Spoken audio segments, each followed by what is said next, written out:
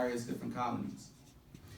You have many groups of people in this country who do not know the importance of Black history, and unfortunately, some of those same people are teaching our young Black and brown men and women. So you can't successfully teach people who do not look like you if you do not know where they came from or understand the cultural relevancy that it takes to teach those people.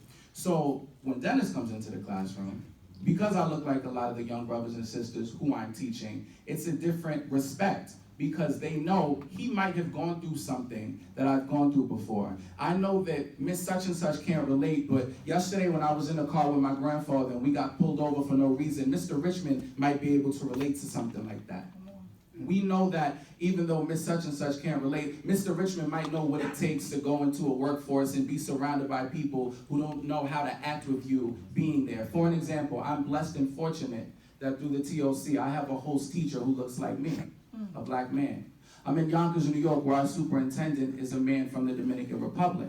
So the fact that I'm in spaces and environments where I'm surrounded by people like that mean a lot. So what it means for me to be in front of these young children is for them to know that they can do more than what people tell them they can do. For an example, you can't teach children who after school you want to walk on the other side of the sidewalk from because you're scared of them. You can't teach children who you wouldn't talk to in the supermarket on Saturday because you don't know how they might act towards you.